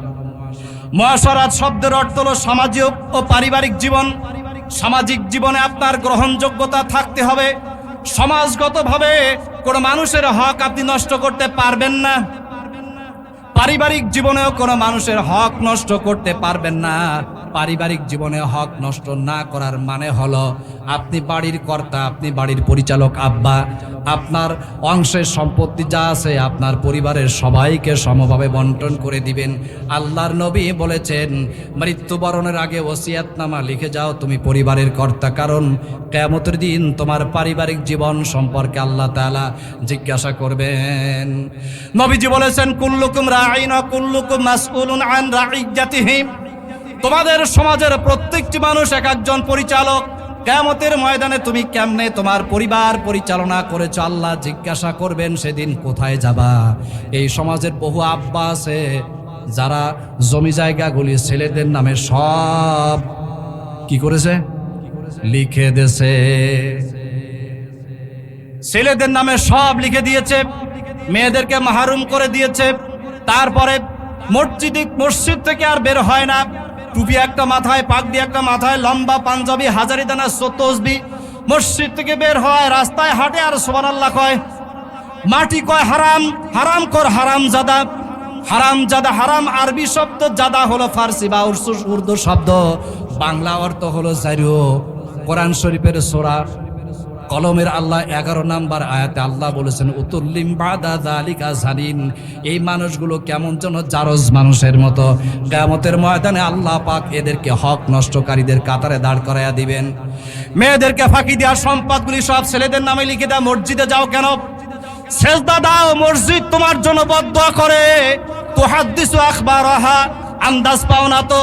কোরআন শরীফে আল্লাহ বলছেন, তুই যে সেজদা দিস মাটির উপরে, ওই মাটি কিয়ামতের দিন তোর বিরুদ্ধে আল্লাহর দরবারে মামলা দায়ের করবে। আল্লাহ এই বুজুর্গ জমি জায়গা সব ছেলেদের নামে লিখে দিয়েছিল, মেয়েদেরকে দেয় নাই। এই সেই ধরো এরে মারো। মেয়েগুলি বলবে, কন্যাগুলি বলবে, আল্লাহ আমাদের কথা আছে, আমার আব্বা আমাদেরকে মাহরুম করে দুনিয়ার ভেতরে বিপদে ফেলে দিয়ে এসেছিল। কিয়ামতের ময়দানে যাবেন কোন জায়গায়? ছেলেমেয়েরা অনেক সময় কি করে, আব্বা তো জমি জায়গা সব আমাদেরকে দিয়ে দিল, কিছু পয়সা কড়ি জোগাড় করে পাঠায় সৌদি আরবে। সৌদি আরবে আপনি যান কোন কারণে? যে সৌদি আরবে গেলেন হজ করতে, কবুল হবে না। মসজিদে নববীতে সেজদা দিবেন, কবুল হবে না। কাবা শরীফে সেজদা দিয়েছেন, কবুল হবে না। কারণ হক নষ্টকারী মানুষের কোনো ইবাদত আল্লাহর দরবারে চলে না। এইবার আসেন আপনার মুআমালাতের ব্যাপারে, সামাজিক জীবনে। এই সমাজের যারা নেতা নেতৃত্ব দেয়, আল্লাহ এদের কাছে জিজ্ঞাসা করবেন, সমাজে কিভাবে নেতৃত্ব দিয়েছিলি তুই বল। আল্লাহ পাক জিজ্ঞাসা করবেন, সমাজে নেতৃত্ব দিতে গিয়ে মানুষের উপরে জুলুম করেছিলি কিনা, অত্যাচার করেছিলি কিনা বলে যা। এখন আপনারা বলেন তো, আমাদের সমাজে এখন যারা নেতৃত্ব দেয়, চেয়ারম্যান হয়, মেম্বার হয়, আমার এলাকা চেয়ারম্যান মেম্বার বাদে, এদের নাম যদি বলি তো জ্ঞানজাম লাগবে না? এখন জ্ঞানজাম লাগানো যাবে না। তবে বিভিন্ন জায়গায় আপনারা খেয়াল করে দেখবেন যে চেয়ারম্যান যারা হয়, মেম্বার যারা হয়, এরাই মূলত সমাজের নেতৃত্ব দেয়। রাসূল করিম সাল্লাল্লাহু আলাইহি ওয়াসাল্লাম কিয়ামতের আলামত বর্ণনা করতেছিলেন। এক জায়গায় বসে একদিন 15টি আলামত আল্লাহ রাসূল বলেছিলেন। 15টি আলামত বলতে গিয়ে সর্বপ্রথম নবী বলেছিলেন, কিয়ামতের আগে সমাজের পরিচালক যারা হবে, অধিকাংশ পরিচালক হবে মূর্খ, অধিকাংশ পরিচালক হবে সমাজের নিম্নমান মানুষ, অধিকাংশ পরিচালক হবে মুদাল্লিন, পথভ্রষ্ট, সুদখোর, ঘুষখোর, জেনাখোর, মদখোর, হারামখোর, মানুষের হক নষ্ট করে। এই শ্রেণীর মানুষেরা কিয়ামতের আগে সমাজের পরিচালক হয়ে যাবে। তাদের অত্যাচারে সমাজের সম্মানিত মানুষগুলি মাথা উঁচা করে সমাজে বেড়াইতে পারবে না। এই পরিবেশ গত 16.5 বছর, প্রায় 1.5 যুগ আমাদের দেশে ছিল।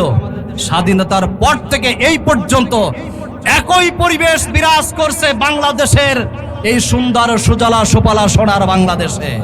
আবার এরাই কয় অমুকের চরিত্র ফুলের মতো পবিত্র। আল্লাহ কয় এই স্লোগানের পক্ষে দিবি, কিয়ামতের দিন চামড়া খুলে ফেলাবে।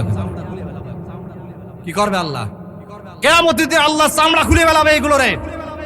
বলবে এই সমস্ত শয়তান, বজ্জাত, বদমাইশ, হারামখোর, তাদের পক্ষে স্লোগান দিতে গিয়ে কেন বললি অমুকের চরিত্র ফুলের মতো পবিত্র? এই শয়তানগুলি সমাজের নেতৃত্ব দেয় না, নামাজ পড়ে না, এরা রোজা থাকে না, এরা হজ করে না, এরা যাকাত দেয় না, এরা মানুষের হক নষ্ট করেছে। মুসলমান যদি আপনি নিজের বলতে চান, সমাজের নেতৃত্ব দিবেন, মানুষের অধিকার রক্ষা করতে হবে। আমার প্রিয় গ্রামবাসী সাথীরা, কোন ব্যক্তি যদি বলে আমি মুসলমান, তাহলে তার 4 নাম্বার শর্ত হলো ইকতিসাদিয়াত বা ইকতিসাদ, অর্থাৎ অর্থনীতি। অর্থ হালাল পথে আয় করা লাগবে, হালাল পথে ব্যয় করা লাগবে। এখন আসেন তো দেখেন, আমাদের সমাজে আমরা নিজেদেরকে যারা মুসলমান বলি, আমরা কয়জন হালাল আয় করি? সুদ নেই, ঘুষ নেই, এমন কোন মানুষ পাওয়া যায়? সুদ খাওয়া এখন একটা স্বভাবে পরিণত হয়েছে। সুদ যদি না খায় তার দাম বাড়ে না, কিন্তু সুদ যদি খান কত বড় অপরাধ হবে। আল্লাহর নবী বলেছেন, নিজের মায়ের সাথে কোনো মানুষ যদি 70 বার জেনা করে, যতটুকু গুনাহ কামাই হবে, সুদের একটা টাকা কারো কাছ থেকে নিলে তার থেকে ডাবল গুনাহ তার আমল নামায় কামাই হয়ে যাবে। এখন এই কাজের ভেতরে আমরা সবাই জড়িত। সব মানুষের সুদ, ঘুষ, জেনা জঘন্য অপরাধ। আমার অনেক আগে মনে আছে, আমার দাদা আশরাফ আলী গাজী গরুর গায়ে পোকা হয়েছিল। এই কথা আমি এলাকায় অনেকবার শোনাইছি। সারা দেশে যত জায়গায় যায়, প্রায় জায়গায় শোনায়, গরুর পায়ে পোকা হয়েছে। তখন আমাদের এই যে কবিরাজরা, উনাদের যুক্ত বুদ্ধি সব শেষ। আসরের নামাজ পড়ার পরে আমারে বলতেছে, চল দিন আমার বাড়ি। তাই বলছি, কেন দাদা? বলছে একটা কাজ করা লাগবে। কি কাজ? কয় সুদখোরের নাম লিখে তাবিজ বানায় গরুর গলায় ঝুলাই দিতে হবে, আমার গরুর পা শেষ হয়ে যাচ্ছে। তো আমি তো সুদখোর চিনতাম না। দাদা 5 জনের নাম লিখছিলেন, সেই 5 জনের নাম আমার এখনো মনে আছে। যদি কই চামড়া খুলিয়ে দেবে না আমার, এখানে নাম কব না। সেই 5 জনের ভেতরে 2 জন মারা গেছে, 3 জন এখনো জ্যান্ত আছে। এই 5 জনের নাম আমি নিজে লিখলাম। তারপরে গোয়াল থেকে গরু বের করে দাদা আনলো। আল্লাহর কসম, কোরআন হাতে নিয়ে বলছি, সত্য কথা। তিনি গোয়াল থেকে গরু বের করে আনলেন দাদা। বের করে আনার পরে সুদখোরের নাম লিখে তাবিজ বানায়া গরুর গলায় আমার নিজের হাতে ঝুলালাম। দেখলাম একটু পরে গরুর পা থেকে পচা রক্ত, পুজ আর পোকা বেরিয়ে আসছে। নাউজুবিল্লাহ। গরুর পা থেকে। এই ডান পাশে কি হচ্ছে? মাহফিল হচ্ছে কে পাশে? ভলান্টিয়ার যারা আছে তারা কি করে? কোনো সাউন্ড হবে না, কথা হবে না। একটু আগে কোরআন শরীফের আওয়াজ শোনালাম না, জাল্লাযীনা ইসতামিউনাল কাওলা ফায়াত্তাবিউনা আহসানা। কোরআন যেখানে তেলাওয়াত হবে, চুপ থাকবে, কেউ কথা বলবে না, হৃদয়ের কান খুলে শুনবে, তাহলে হেদায়েত হবে। এই কথা বলে আস্তে আস্তে ওই ভাষা জ্ঞান দাও। গরুর পা থেকে পোকাগুলি বের হয়ে আসতে লাগলো। আমি তখন ছোট, তবু আমার মনে হতে লাগলো কোরআন শরীফের ওই আয়াত। আল্লাহ বলেছেন, ইউসাব্বিহু লাহু মা ফিস সামাওয়াতি ওয়া মা ফিল আরদ। পৃথিবীতে এমন কোন প্রাণী নাই যে প্রাণী আল্লাহর শুকর আদায় করে না। প্রত্যেকটা প্রাণী যারা আকাশগুলিতে বসবাস করে, সমস্ত সৃষ্টি রাজ্য এবং জমিনগুলিতে বসবাস করে, সকল সৃষ্টি রাজ্য প্রতিটা মুহূর্তে আল্লাহর তাসবিহ বর্ণনা করছে, ভবিষ্যতেও করে যাবে। ইল্লাল ইনসান আলা যালুমুন কুফার, এই মানুষ নামক শ্রেষ্ঠ জাতি মারাত্মকভাবে আমি আল্লাহর সাথে নাফরমানি করে, হারামি করে, জুলুমি করে। সুতরাং সুদ যারা খায় এই মানুষগুলি ইমামে আজম আবু হানিফা রাহমাতুল্লাহ আলাইহির জামানায়, কথায় কথা মনে আসলো, সময় শেষ হয় কিনা জানি না, ইমামে আজম আবু হানিফা রাহমাতুল্লাহ আলাইহির জামানায় ওরকম একজন মানত করেছে যে আল্লাহ এই লোকটার সাথে আমার জ্ঞানজাম, যদি মরে মানুষের কাঁচা পায়খানা খাবো। এখন লোকটা মারা গেছে, মারা যাওয়ার পরে লোকজন বলছে তুই বলছিলি লোকটা মারা গেলে কাঁচা গু কাবি খায়। এখন চিন্তা করেছে কাঁচা পায়খানা যদি খাই তো বিপদ। ইমাম সাহেবের কাছে গিয়ে জিজ্ঞেস করছে, ইমাম সাহেব কাঁচা পায়খানা খাই কি করে, লোকজন তো তাড়াই দেবে, এখন আমাদের বাঁচার কোনো লাইন আছে? ইমাম সাহেব চিন্তা মাসলা জানে, তারপর বলতে যদি বলি তো আমার চাকরি তো থাকবে না। তো বলছে আমি পারবো না, তুমি চলে যাও ইমাম মালিক রহমতুল্লাহ আলাইহির কাছে। তিনি গেছেন ইমাম মালিক রহমতুল্লাহ আলাইহির কাছে। সেখানে গিয়ে বলছে ইমাম সাহেব বিপদে পড়ছি। কয় কি? আমার সাথে একজনের জ্ঞানজাম ছিল, মানত করছিলাম শয়তান যদি মরে মানুষের কাঁচা ঘু খাবো। এখন মারা গেছে, কাঁচা পায়খানা তো খাওয়াও সম্ভব না, বাঁচাও যা তো উপায় না, এখন বাঁচি কি করে, আমার বাঁচার কোনো লাইন আছে? ইমাম সাহেব অনেকক্ষণ চিন্তা ভাবনা করে বললেন গু খাওয়ার ফতোয়া তো দেওয়া যায় না। যায় তো উনি চিন্তা করলেন, বললেন কি আচ্ছা বাঁচার একটা লাইন আছে, কি তোমার বাড়ির আশেপাশে সুদ খায় এরকম ধরনের কেউ আছে? কিছুক্ষণ চিন্তা করে তিনি বললেন হ্যাঁ আছে। বলছে ওই লোকটার বাড়িতে একক তো খানা খাবা, তোমার পায়খানা খাওয়ার কাফারা আদায় হয়ে যাবে। সুদ খাওয়া এত ভালো কাজ, এত কি ভালো কাজ। আম গাছে পোকা লাগে না, সুদ করে নাম লিখে দিবেন, পোক লাগবে না, তদবির একটা শেখাই দিলাম। সুতরাং সমাজের মানুষ যদি বলে আমি মুসলমান, তাহলে সামাজিক দায়িত্ব এবং পারিবারিক দায়িত্ব তাকে আল্লাহর কোরআন দিয়েই প্রতিষ্ঠিত করতে হবে নিজের জীবনে, পারিবারিক জীবনে, সামাজিক জীবনে, তাহলে সে মুসলমান হয়ে যাবে। কোনো ব্যক্তি যদি নিজেকে মুসলমান হিসাবে দাবি করে, তার 5 নাম্বার অর্ডার আল্লাহর তরফ থেকে সিয়াসাত বা রাজনীতি। এবার বিপদ, এবার কি বিপদ। ওয়াজ করতে করতে আমরা এই পর্যন্ত যখন আসি, তখন কায় হুজুরাত সময় ওয়াজ যা করছিলেন খুব ভালো লাগছিল, মাইকটাও সুন্দর, গলাটাও সুন্দর, বলাটাও অসুবিধা না। কিন্তু এইবার কি করতেছেন হুজুর? কোরআন থেকে তাফসির করেন, রাজনীতি করবেন না, ভোট চাইতে আসছেন। কিন্তু আপনারা বলেন তো, সমস্ত নবীদের পৃথিবীতে আসার মূল কারণ কি ছিল? মূল কারণ ছিল আল্লাহর কথাগুলি মানুষকে বুঝাবেন, মানুষকে আমল করাবেন, রাষ্ট্রীয়ভাবে প্রতিষ্ঠিত করবেন। কারণ আল্লাহর কথাগুলি, ওয়ার্ডারগুলি মানুষের জীবনে 2 তরিকায় আমল হয়। কয় তরিকায়? আর জোরে বলেন, কয় তরিকায়? এক হলো আল্লাহর কথাগুলি মানুষকে শোনাতে হবে, 2 হলো তা সব কথাগুলি শোনাবার পরে মানুষ আমল করতে পারবে না যদি নাকি ওই অঞ্চলে, ওই দেশে কোরআনের উল্টা কোনো রাষ্ট্র পরিচালকরা রাষ্ট্র চালায়।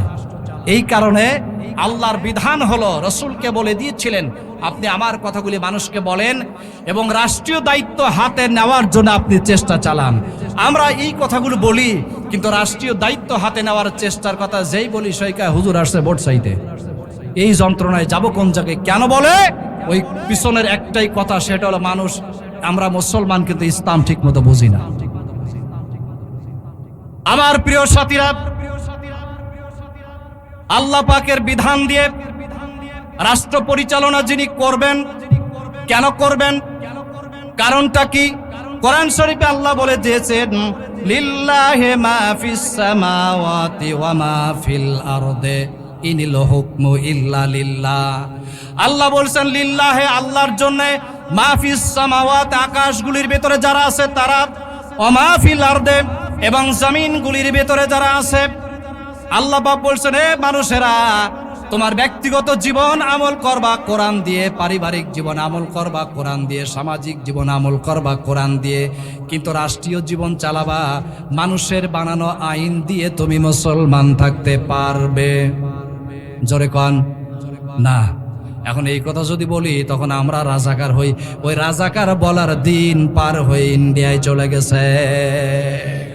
যারা 1971 সালে দেশ স্বাধীন হওয়ার পরে শুধুমাত্র একটি মাত্র ইসলামী দলকে রাজাকার খেতাব দিয়ে তাদেরকে দমায়ে রাখার চেষ্টা করেছিল, সেই রাজাকারের ট্যাবলেট দিয়েই বাংলাদেশ থেকে তোমাকে বিদায় হতে হয়েছে।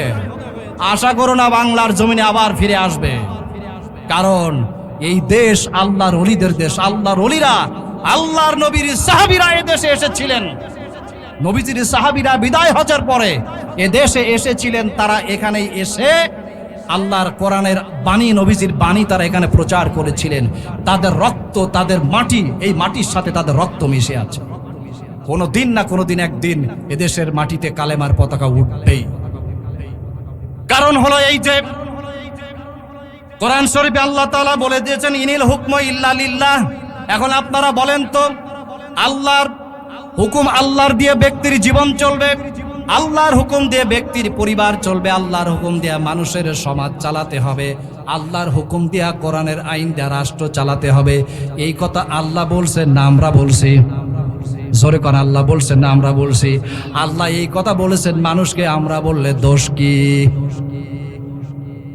আল্লাহর নবী বসে আছেন সাহাবীদের ভেতরে, কোরআনের আয়াত নাজিল হয়ে গেল, ইয়া আইয়ুহার রাসূল বাল্লিগ মা উনজিলা ইলাইকা মির রাব্বিক। হে আমার রাসূল, আসমান থেকে তোমার জন্য আমি কোরআনের ভেতরে যত কথা নাজিল করেছি সব মানুষকে খুলে খুলে বলে দাও। রাসূল মানুষকে খুলে খুলে বলে দিতে লাগলেন। এখন বিদায় হজের সময় এসে গেল। আল্লাহর নবী বিদায় হজের ময়দানে, আরাফার ময়দানে আসরের সময় শেষ হয়ে যায়, মাগরিবের সময় আগত হয়ে যায়, ঠিক সূর্যের রং লাল হয়ে গিয়েছে। এই সময় কোরআনে কারীমের আয়াত নাজিল হয়ে গেল, আল ইয়াউমা আকমালতু লাকুম দীনাকুম ওয়া আতমামতু আলাইকুম নি'মাতি ওয়া রাদিতু লাকুমুল ইসলাম দীনা। আল্লাহ কোরআন শরীফে বলেছেন, হে রাসূল আপনি থাকবেন না পৃথিবীতে বেশি দিন আর, কারণ আপনি মক্কা থেকে যখন মদিনায় চলে গেলেন, হিজরত করে মদিনায় আপনি ইসলামী রাষ্ট্র কায়েম করেছেন। মদিনা থেকে মক্কা এসেছেন, ইসলামী রাষ্ট্র কায়েম করেছেন। আপনাকে পৃথিবীতে পাঠানো হয়েছিল আমার কোরআনের বিধান দিয়ে মানুষের জীবন পরিচালনা করিয়ে দেওয়ার জন্য, আমার বিধান দিয়ে মানুষের সমাজ পরিচালনা করার জন্য, পরিবার পরিচালনা করাবার জন্য, আমার বিধান দিয়ে রাষ্ট্র পরিচালনা করাবার জন্য। মক্কা এবং মদিনার 12.5 লক্ষ বর্গ মাইলের একক প্রেসিডেন্ট আপনি হয়েছেন। এখন ইসলাম গালেব হয়েছে, বিদায় হয়েছে, আপনি দুনিয়া থেকে চলে যাবেন। সুতরাং আজকে কোরআন শরীফের সর্বশেষ আয়াত আমি নাজিল করে দিলাম। আল্লাহ বলে দিলেন, আল ইয়াউমা আকমালতু লাকুম দীনাকুম ওয়া আতমামতু আলাইকুম নি'মাতি ওয়া রাদিতু লাকুমুল ইসলাম দীনা। ও নবী, আজকে বিদায় হজের এই ময়দানে আমি আল্লাহ ইসলামকে কমপ্লিট করে দিলাম, পূর্ণাঙ্গতা দান করে দিলাম। মানুষের জীবনে আমল করার জন্য কোরআনকে আমি আল্লাহ বরাদ্দ করে দিয়েছি। সেই জন্য আল্লাহ পাক বলেছেন, বান্দা মুসলমান যদি হতে চাও, তোমার 5 নাম্বার দায়িত্ব হবে আল্লাযীনা ইম্মাক্কান্নাহুম ফিল আরদ আকামুস সালাহ ওয়া আতাউজ যাকাত ওয়া আমারু বিল মারুফ ওয়া নাহাউ আনিল মুনকার। ইসলামী রাষ্ট্র যখন তুমি হাতে নিবা, আল্লাহ বলেছেন প্রথম কাজ নামাজ প্রতিষ্ঠা করবা, 2 নাম্বার হলো যাকাত প্রতিষ্ঠা করবে, যাকাত আদায় করে নিবে, 3 নাম্বার হলো সরকার মানুষকে সমস্ত ভালো কাজের আদেশ করবে, আমরা না। সরকারের দায়িত্ব রাষ্ট্রীয়ভাবে আল্লাহর কোরআনের কথাগুলি মানুষের কাছে বলে দিতে হবে। এখন আপনারা বলেন তো, বিগত 1.5 যুগ সরকারিভাবে মানুষের কাছে আল্লাহর কোরআনের কথাগুলি বলা হতো না বন্ধ করে দেওয়া হতো? বন্ধ করে দেওয়া হতো। এখনো প্রায় তাই এখনো যতই চেষ্টা করেন না কেন তাই হবে না। কোরআনে আল্লাহ বলেছেন, লিউতফিউ নূরাল্লাহ ওয়াল্লাহু মুতিম্মু নূরিহি ওয়ালাউ কারিহাল মুশরিকুন। আল্লাহ বলেছেন, আমি আমার বিধান এই জমিনে প্রতিষ্ঠিত করব। তোমাদের জ্বালা যন্ত্রণা যতই হোক না কেন, এখন একটু গা জ্বলবে ভাব, কি বলেন তাই না? যতই মনে করেন না কেন হুজুর যা এতক্ষণ বলছিলেন ভালো লাগছিল, এখন কি বলছেন এইগুলি বাদ দেন। কারণ ওয়াজ মাহফিলের আয়োজন আমরা করেছি সবাইকে নিয়ে। এই সবার ভিতরে সকলেই কিন্তু মুসলমান। ভালো করে শোনেন, এই পৃথিবী চিরকাল থাকার জায়গা নয়। এই পৃথিবী ছেড়ে আল্লাহর দরবারে চলে যেতে হবে। আপনি আপনার জীবনের সর্বোত্তম স্তর যেটা আল্লাহর কোরআন দিয়ে দেশ পরিচালনা করে, এখানে যদি আপনি বিরোধিতা করেন, আপনার জিন্দেগির সমস্ত আমল আল্লাহর দরবারে বরবাদ হয়ে যাবে, কবুল হবে না। যদি বলেন এটা আপনার ইচ্ছে মতো বলছেন, আপনি কোরআন শরীফে এমন কোনো আয়াত নাই আমি সব লিখে নিয়ে আসছি, কোরআনের সমস্ত আয়াতগুলি আমি এখানে লিখে নিয়ে আসছি। আল্লাহ তাআলা বলছেন ওমান ইয়াবতাগি গায়রাল ইসলামে দীনা ফালান ইউকবালা মিনহু। আল্লাহ বলছেন তোমার ব্যক্তিগত জীবনে কোরআন, পারিবারিক জীবনে কোরআন, সামাজিক জীবনে কোরআন আমল করলে, কিন্তু রাষ্ট্রীয় জীবনে কোরআনের বিধান যদি প্রতিষ্ঠিত না করো, ওয়ামান ইয়াবতাগি ওয়াও এবং মান, যে ব্যক্তি ইয়াবতাগি অন্বেষণ করবে, তালাশ করবে, প্রতিষ্ঠিত করবে, বাস্তবায়ন করবে, গায়রা বাদে ইসলামের ওইগুলি বাদ দিয়া, ফা অতঃপর লান মানে কখনো না, জীবনেও না। এখানে আল্লাহ লাম আলিফ জবর লা ব্যবহার করেন নাই। আল্লাহ বলছেন মানুষেরা শোন, ফালান কখনো না, ইউকবালা তোমার থেকে কবুল করা হবে, মিনহু এর আগে যে আমল করেছো তা, অর্থাৎ তোমার নামাজ চলবে না, রোজা চলবে না, হজ চলবে না, যাকাত চলবে না, দান সদকা চলবে না, যা কিছু করেছো কোনো কিছুই চলবে না যদি আল্লাহর কোরআন দিয়া দেশ পরিচালনার বিরোধিতা করো। কোরআন শরীফের এই আয়াতটি আপনারা পাবেন সূরা ইমরানের 85 নম্বরে। আল্লাহ বলে দিয়েছেন, আল্লাহ যখন বলেন বান্দা যদি তার বিরোধিতা করে, বলেন তো সে মুসলমান থাকবে না, কাফের। আরো জোরে বলেন কি হবে? আল্লাহ কোরআন শরীফের ভেতরে বলেছেন আফাতুমিনুনা বিবাদিল কিতাবে ওয়া তাকফুরুনা বিবাদ। ও বান্দা শোন, এই পৃথিবীতে ইচ্ছে মতো জীবন যাপন করতে পারবি না তুই। আমি একটা রুল দিয়েছি তোমাকে, একটা সিস্টেম আমি তোমাকে দিয়ে দিয়েছি। এই সিস্টেমের ভেতরে সব কোরআন শরীফের ভিতরে আমি বলে দিয়েছি। কোরআন শরীফের ভেতর থেকে কিছু তুমি মানবে। আফাতুমিনুনা, আল্লাহ জিজ্ঞেস করছেন বান্দা তুমি ঈমান আনবে, তুমি মানবে বিবাদিল কিতাবে কোরআনের কিছু, ওয়া তাকফুরুনা বিবাদ আর কোরআনের কিছু অংশকে তুমি কুফরি করবে। এমন যদি করো তাহলে শুনে রাখো, ফামা জাযাউ, তাহলে তার জাযা হলো, তার শাস্তি হলো, তার প্রতিদান হলো, তার ফলাফল হলো পৃথিবীতে যতদিন থাকবা তোমার ব্যক্তিগত জীবন আগুনে জ্বলতে থাকবে, অশান্তির আগুনে জ্বলবে, পরিবার অশান্তির আগুনে জ্বলবে, সমাজ অশান্তির আগুনে জ্বলবে, রাষ্ট্র অশান্তির আগুনে জ্বলবে, আর অশান্তির আগুন নিয়েই কবরের ভেতরে চলে যাবে। আল্লাহ বলছেন ইউরাদ্দুনা ইলা আসাদ্দিল আযাব। এই অবস্থায় কিয়ামতের দিন জাহান্নামে দেওয়ার জন্য তোমাকে আল্লাহর দরবারে টেনে তুলে ধরা হবে। ইউরাদ্দুনা ইলা আসাদ্দিল আযাব। আল্লাহ বলছেন হে মানুষেরা, কোরআন শরীফের কিছু মানবে আর কিছু তুমি মানবে না, এমন যদি তোমার জিন্দেগি হয় তাহলে তোমার জিন্দেগির সব আমল ডিলিট করে দেব। কিছু মানবা কিছু মানবো না, এই যে তো ভণ্ডামি ইবাদত আমি আল্লাহর কাছে চলবে না। কে বলেছেন? কে বলেছে? কোথায় বলেছেন? কোরআন শরীফে কোন সূরায়? তাও আমি লিখে নিয়ে আসছি।